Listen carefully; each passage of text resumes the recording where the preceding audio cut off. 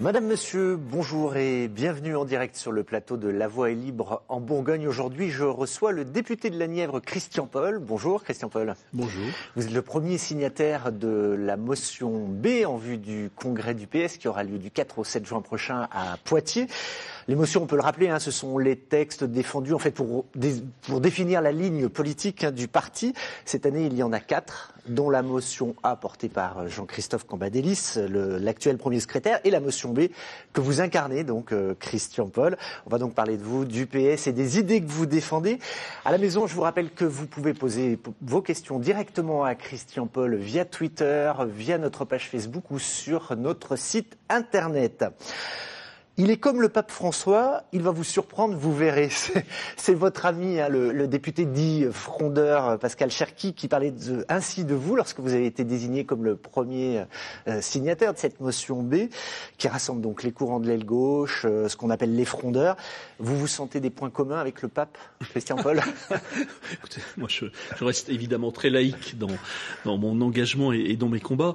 Et d'ailleurs, plus le temps passe et moins je me retrouve dans ce terme de frondeur que les journalistes, pardonnez-moi, nous ont parfois accolé, parce que je défends des idées. Vous parlez d'éclaireurs. Oui, et puis tout simplement, je parle aussi de rassembleurs, parce que c'est l'enjeu dans ce congrès. C'est pas de se diviser, c'est pas de se compter, c'est de se rassembler. Chacun le fait à sa manière. Moi, je le fais en faisant des propositions.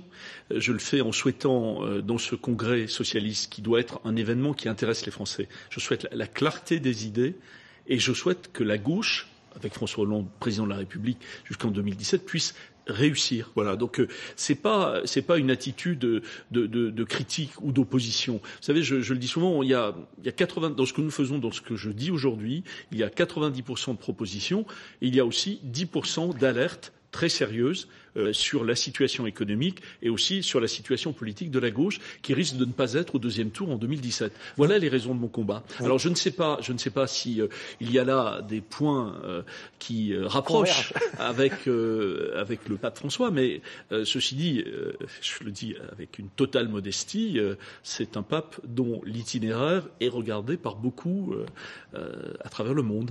Voilà. En tout cas, de ce que j'entends, vous n'êtes pas le premier opposant aujourd'hui à François Hollande, au sein du Parti socialiste. Je n'ai jamais. Comment imaginez-vous qu'un député socialiste élu par des électeurs qui ont souhaité en 2012 un changement profond après les années Sarkozy, qui ont été des années noires pour beaucoup, pour l'économie, pour les services publics et pour nos territoires. Comment imaginez-vous que je sois en situation d'opposition? Je ne suis pas un opposant. Je suis plutôt un proposant, mais je suis aussi exigeant. Vous êtes apparu comme ça au sein des frondeurs. Mais parce que la lumière des médias est parfois de nature à avoir un effet de loupe. Quand, sous la Ve République, après 2 ans d'exercice du pouvoir, nous disons au président de la République, attention, il faudrait changer non pas le cap, pas le point d'arrivée, mais la manière dont on conduit la politique. Faire en sorte que ce que nous faisons soit à la fois plus efficace et plus juste. C'est suffisamment nouveau et inédit pour qu'on nous traite parfois d'opposants. Je ne suis pas un opposant. Je souhaite vraiment que la gauche réussisse au pouvoir, parce que si la gauche réussit au pouvoir, ça signifiera que la France va mieux. Or, aujourd'hui, la France ne va pas bien. C'est la raison principale de mon combat. Et par ailleurs, le Parti socialiste, lui, pourrait aller beaucoup mieux. Il est d'ailleurs, depuis 3 ans, dans une situation qui n'était pas écrite d'avance. Il n'y a pas de malédiction, mais depuis 3 ans, on le voit bien, le Parti socialiste, je ne parle pas des militants sur le terrain qui font leur travail, qui se sont engagés dans des élections locales, qui parfois ont été d'ailleurs battus, pas pour leur bilan local qui était bon, mais parce qu'au plan national, ça n'allait pas bien. Et donc oui, c'est vrai, au plan national, le Parti socialiste, depuis 3 ans, n'a pas trouvé son rôle et sa place. Alors, pourquoi c'est vous qui portez cette motion? Est-ce que c'est parce que vous n'êtes pas un ancien ministre de François Hollande, donc c'est assez pratique, justement, vous n'avez pas l'image d'un opposant frontal, quoi?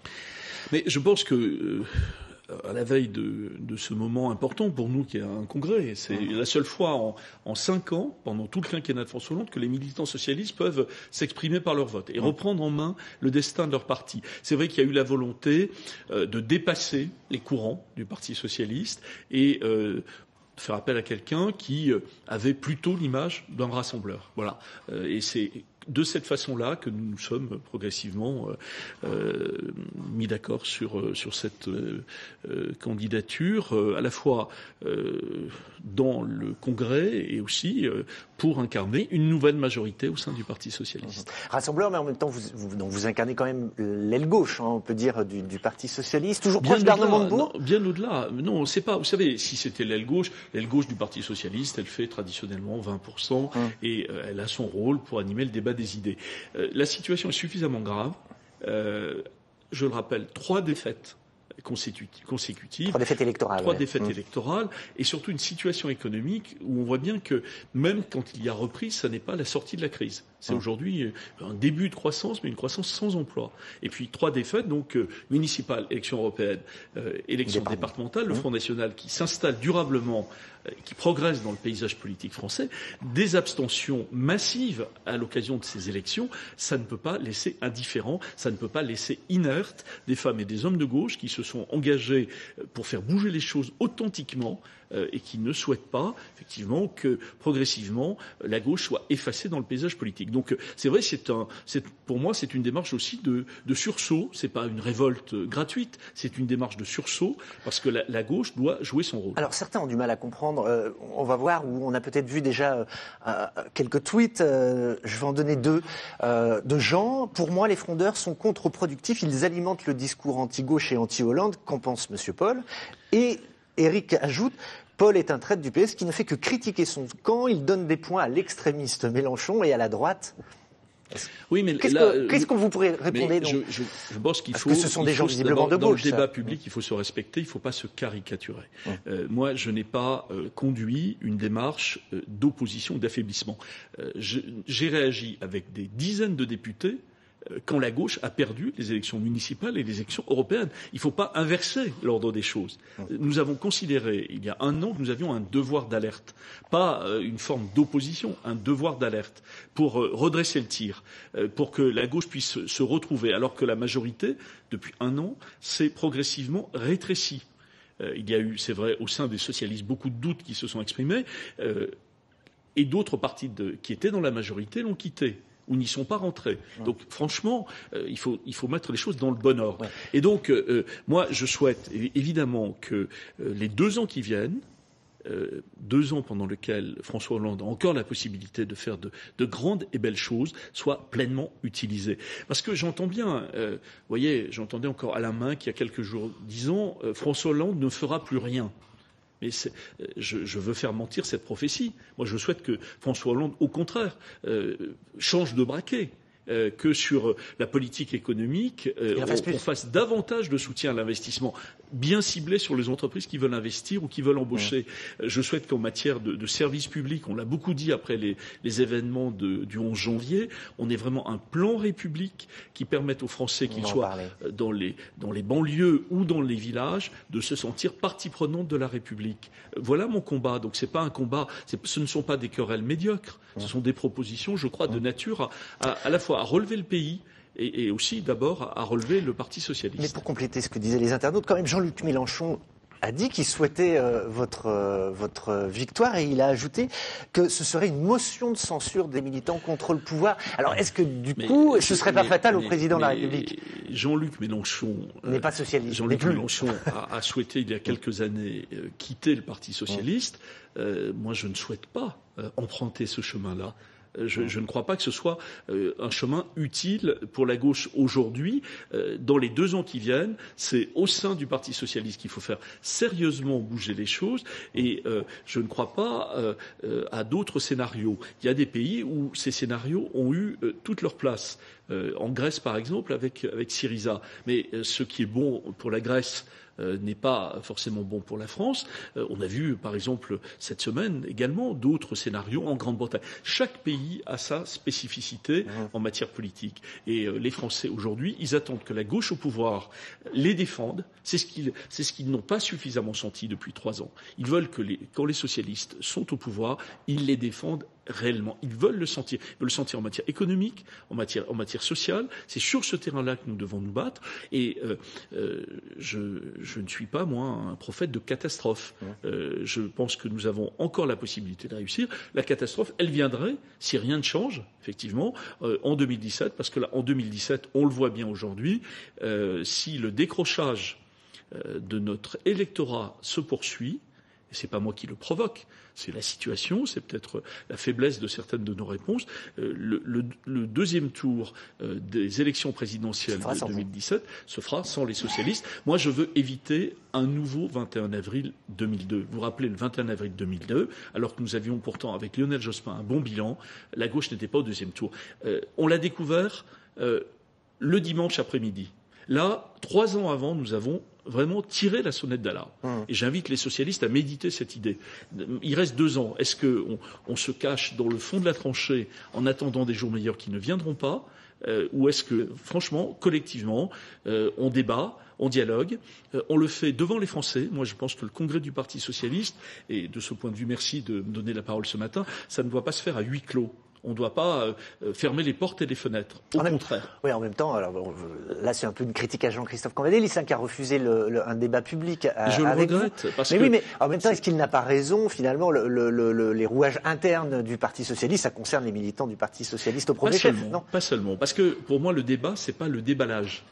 Le débat, c'est de montrer aux Français comment un grand parti démocratique, quand il est au pouvoir, peut continuer à avoir une discussion sincère et sérieuse. Et d'ailleurs, je l'ai vu dans le Tour de France que je fais en ce moment, dans beaucoup d'endroits, il y a entre les militants socialistes, les élus, ceux qui défendent les idées, les miennes et celles des autres, il y a des débats de très bonne qualité. Et si les Français voyaient ces débats, comme ils l'ont vu au moment des primaires, je vous l'assure, ils auraient sans doute une meilleure image du Parti socialiste. D'accord. On peut rappeler quand même que ce sont les adhérents du PS qui oui, vont, mais au final, ce sont les socialistes qui décident dans un congrès. Et c'est d'abord, évidemment, leur choix, c'est d'abord en conscience, et je l'espère en totale liberté, qu'ils se détermineront. Mais c'est un événement. Vous savez, les primaires ont dépoussiéré la vie politique. D'ailleurs, à droite, on va probablement en faire aussi. Et il faut que la vie des partis ne soit pas enfermée dans un bunker. Je crois que ça acclimate l'idée que les partis ne s'occupent pas des problèmes des Français. Ça accrédite l'idée que les partis politiques sont hors sol. Moi, je le sais pour vivre aussi cette réalité avec des militants dans la Nièvre, dans le Morvan et ailleurs maintenant dans ce Tour de France. Je vois des gens qui ont envie de jouer ce rôle de médiateur entre la société et le pouvoir politique, puisqu'aujourd'hui c'est la gauche qui est au pouvoir. Est-ce que les militants socialistes peuvent jouer réellement ce rôle-là ? C'est vrai que c'est difficile si le parti ne prend pas à bras-le-corps les problèmes de la société. Et c'est vrai, et c'est pas être en dehors de mon rôle que de le dire. Je considère que sur beaucoup de questions importantes, le Parti socialiste n'a pas pris position ces dernières années. Je prends 2 ou 3 exemples pour l'illustrer. Sur le travail du dimanche et la loi Macron, le Parti socialiste avait pris une position, il ne l'a pas défendue dans l'hémicycle. Sur la loi renseignement qui a été adoptée... Là, il y a beaucoup d'incompréhension vis-à-vis de vous. Là, mais je vais répondre. Le Parti socialiste n'a pris aucune position. Moi, j'en ai pris une, je l'assume et je la défendrai si vous m'interrogez, mais on n'en a pas pris. Sur les collectivités locales, sur la réforme fiscale, qui était un grand engagement de François Hollande, le Parti socialiste n'a pas pris de position et ne l'a pas défendu. Donc comment voulez-vous que les militants socialistes, après 3 ans aux responsabilités, n'aient pas quand même un sentiment de déception ? Vous voyez, en 2012, nous avons levé un espoir. Le discours du Bourget était un moment très important, très entendu par les Français. Ils ont eu le sentiment ensuite que les actes ne suivaient pas. Et moi, je souhaite que le congrès de Poitiers, il y a eu des promesses ou des engagements plutôt qui n'ont pas été suivis par les actes. Et ce que je ne souhaite pas, c'est qu'au congrès de Poitiers, par l'habileté des uns ou des autres, et les textes qui ont été signés sont parfois marqués par cette habileté, on ait à nouveau des engagements, par exemple de faire la réforme fiscale, et que 3 semaines après, on nous dise mais c'est pas possible, on le fera pas. Voilà. Et donc ce grand écart entre le discours et les actes, je pense qu'il n'est pas bon pour la politique et pour la démocratie. On va faire une toute petite parenthèse puisque vous tendez la perche sur la loi renseignement et qu'on a eu quelques tweets et c'est vrai que ça a beaucoup buzzé, on peut le dire comme ça, sur les réseaux sociaux à propos de votre abstention sur cette... Oui, je n'ai pas voté la loi renseignement. Vous n'avez pas voté, mais vous vous êtes abstenu, vous n'avez pas voté contre. Oui. Et ça a été mal compris. 2 tweets pour ça. Quelle cohérence à vouloir la clarté du PS tout en s'abstenant sur la liberticide loi renseignement, ça c'est Stéphane. Et puis une autre, comment va le sommeil de Christian Paul depuis sa ferme abstention sur ce vote? Mais vous savez, dans ce genre de situation, ne pas voter la loi, c'est effectivement... Est-ce que vous étiez pour une loi? J'étais favorable. Alors je vais partir du fond, et puis après on parlera du vote. Sur le fond, j'étais favorable à une loi renseignement parce que les menaces terroristes utilisent aujourd'hui les réseaux numériques, chacun l'a compris, et il y a également à la disposition des services de renseignement des technologies nouvelles, très intrusives, très sophistiquées, qu'il faut absolument encadrer. C'est pour ça que depuis des mois, je demandais avec beaucoup d'autres qu'il y ait une loi qui encadre l'activité des services de renseignement. Cette loi, elle est venue au Parlement, elle marque quelques avancées sur certains points, mais elle a surtout, à mes yeux, un inconvénient qui est une menace de caractère totalement inédit.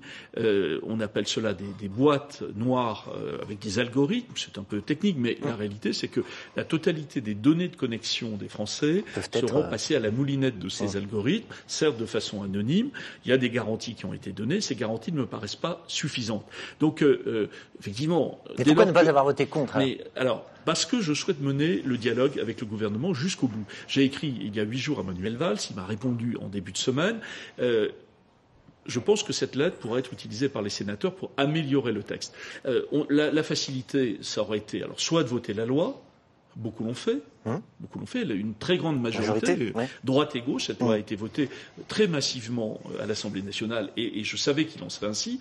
Il y a eu effectivement quelques votes contre pour des raisons de principe que je comprends tout à fait. Simplement, étant engagé sur ces questions de liberté numérique depuis très longtemps, je souhaitais véritablement mener le dialogue avec le gouvernement et avec les associations qui militent pour les libertés numériques jusqu'à l'adoption de ce texte ou jusqu'au retrait, ce que je souhaite, non pas de la loi, mais des dispositifs sur les boîtes noires. Voilà, donc nous sommes simplement en première lecture. Je me garde tout à fait la possibilité de voter contre ce texte à la fin du parcours parlementaire si je considère que nous ne l'avons pas obtenu suffisamment. Voilà, donc on ne peut pas me reprocher à la fois parfois d'aller un peu trop loin dans la critique. Là, je suis sur une démarche de dialogue, pas facile parce que, vous savez, c'est pas évident de ne pas voter une loi de cette importance-là. Donc je le fais en conscience pour aller au bout de la discussion avec le gouvernement. Donc on suivra le texte en deuxième lecture.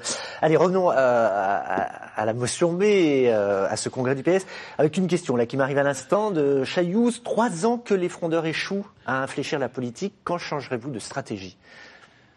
Mais d'abord, c'est depuis 2012, il nous est arrivé évidemment dans le dialogue avec Jean-Marc Ayrault notamment, de marquer des divergences. Nous faisions, c'est vrai, plutôt dans un dialogue qui n'était pas public. Ce que vous appelez la fronde, ça s'est développé depuis 1 an à la suite des défaites. Encore une fois, je le redis. Ce ne sont pas nos positions qui ont provoqué les défaites. Ce sont les défaites qui ont rendu indispensable à nos yeux les positions que nous avons prises et ce devoir d'alerte dont je parlais. Alors, changer de stratégie, qu'est-ce que ça veut dire? Est-ce que ça veut dire rentrer dans le rang? Ne plus rien dire alors que nous pensons qu'il faut redresser le tir? Est-ce que ça veut dire au contraire quitter le Parti socialiste? Nous ne le souhaitons pas. Je pense que nous avons plutôt trouvé au fond le bon chemin. En tout cas, c'est une ligne de crête, c'est pas facile. C'est facile pour personne d'ailleurs en ce moment. D'abord pour les Français et puis ensuite pour ceux qui sont engagés. C'est pas facile parce que, encore une fois, la situation économique qui a été profondément dégradée depuis la crise de 2008. Les gouvernements successifs n'ont pas réussi. À droite d'abord et à gauche ensuite. Ça veut dire que les méthodes traditionnelles ne suffisent pas. Donc il faut aussi innover.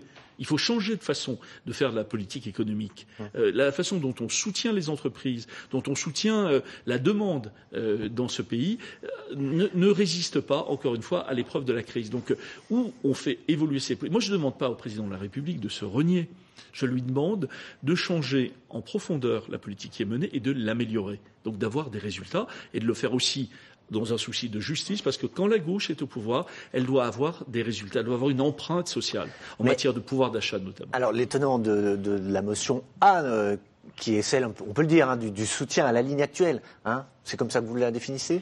Non, je pense que c'est hélas plus complexe. C'est un peu plus complexe, mais bon. Compliqué. Je pense que Jean-Christophe Cambadélis fait aujourd'hui, c'est vrai, office de paravent pour des gens qui ne pensent pas tout la même chose. Voilà. Donc moi, je suis pour la clarté des idées et je souhaite qu'une fois le paravent ne soit pas l'ultime protection de beaucoup d'ambiguïté. Voilà. En tout cas, les défenseurs de cette motion disent oui. Alors bon, il y a peut-être pas encore tout à fait les résultats.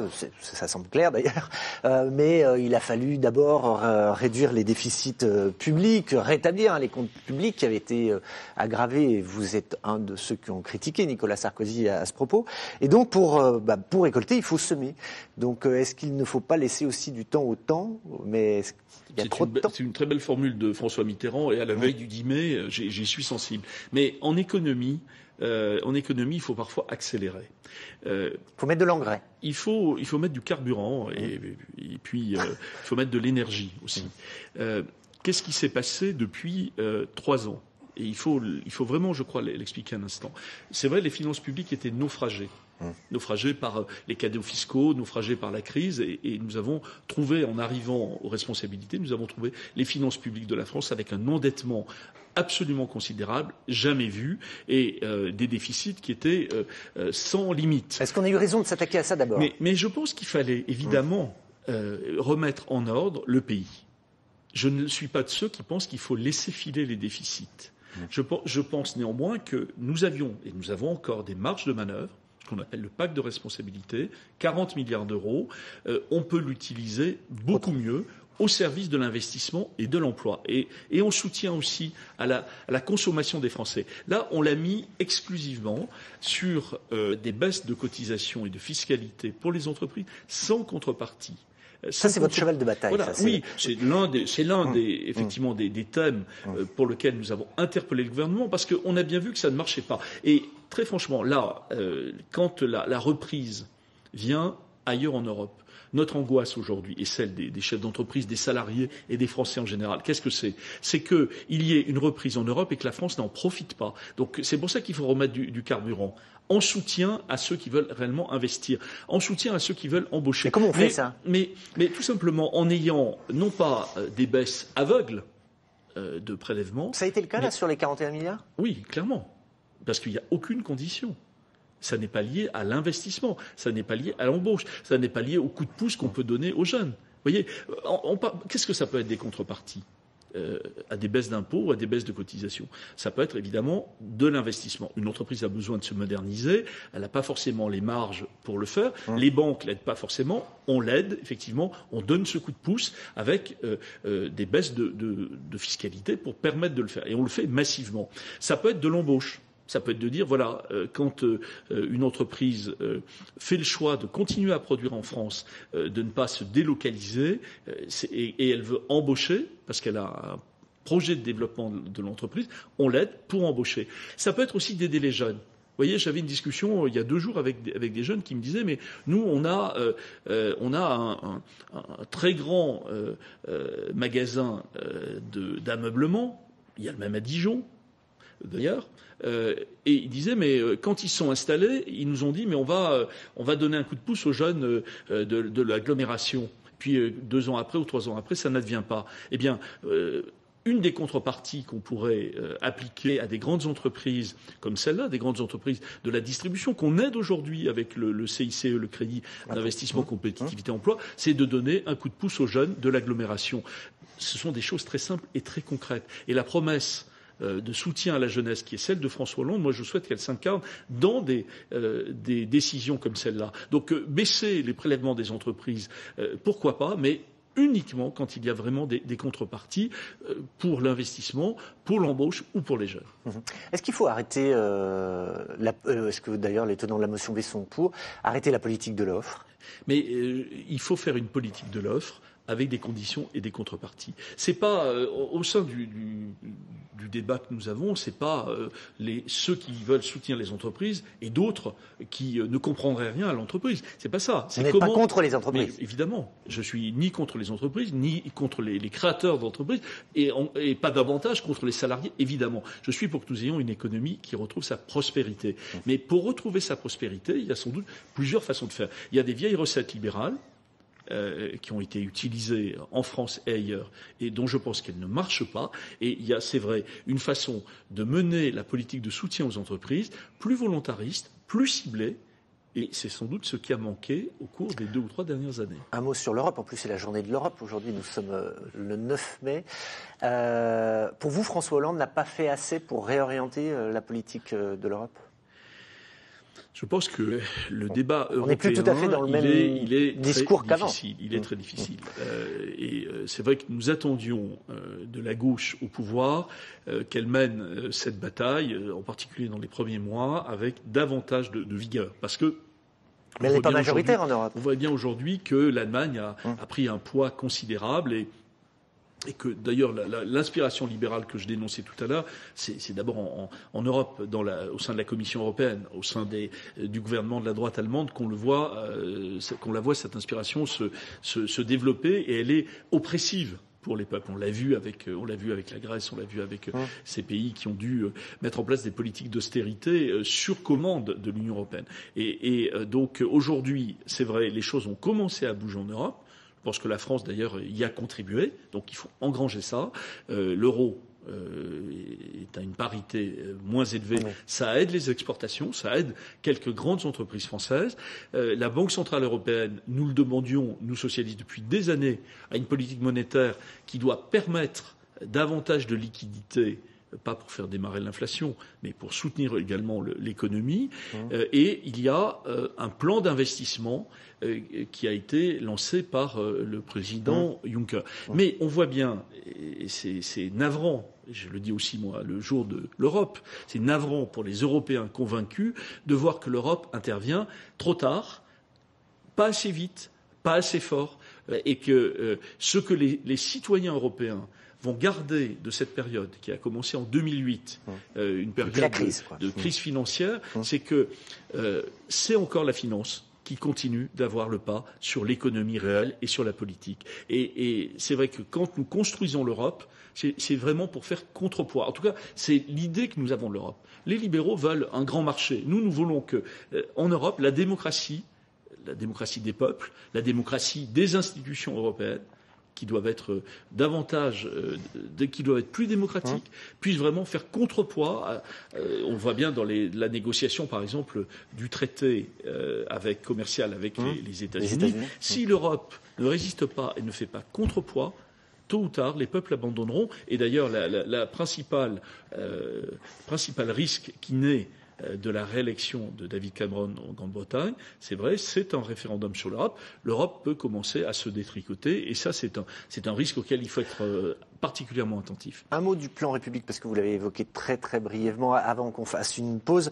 Ce plan République, donc c'est pour un peu ce que vous appelez les territoires oubliés. Donc c'est quoi? C'est les territoires ruraux. Vous pensez notamment à la Nièvre ou je sais pas? Bien sûr, parce que je vis et je travaille depuis plusieurs dizaines d'années dans un département, la Nièvre, et dans le Morvan plus précisément, où je vois bien qu'il y a progressivement un désengagement des services publics, même si nous avons inventé des réponses alternatives. Évidemment, nous ne sommes pas restés les deux pieds dans le même sabot. Mais en quoi vous dites que ce n'est pas un énième plan pour les territoires ruraux? Mais parce que je pense que jusqu'à présent, même si on a fait un certain nombre de mesures, un peu de saupoudrage, même si localement il y a eu des vraies inventions de solutions différentes, les maisons de santé par exemple, tout ce qu'on fait en matière de numérique, ce qu'on fait également en matière scolaire, des réseaux pédagogiques, je crois que tout ça est très important, mais on a l'impression d'être souvent des villages gaulois, un peu les Astérix du monde rural qui résistent effectivement effectivement à la prise de pouvoir des grandes agglomérations sur les territoires français. Et donc il faut retrouver cet équilibre-là. Ça passe pas seulement d'ailleurs par les services publics, ça passe aussi par l'économie, évidemment, parce que s'il n'y a pas d'économie rurale suffisamment vivante, plus personne ne veut rester. Personne ne veut rester ou ne peut rester. Donc il faut voir les choses globalement. Mais en tout cas, pour ce qui concerne le plan République, en quelques secondes. Le plan République, c'est une nouvelle génération de services publics. En particulier dans le monde rural, mais aussi dans ces quartiers où on a le sentiment que la République n'est plus présente. Et facilement faisable. Oui, en redéployant aussi, et puis en ayant de l'imagination, et en prenant cette question au sérieux. C'est une question qui a été orpheline depuis des années. Allez, dans 15 secondes, il va être midi. On va donc interrompre cette discussion. On la reprend juste après le flash d'information. On jette un coup d'œil sur l'actualité régionale, et c'est avec Lise Riget ce midi.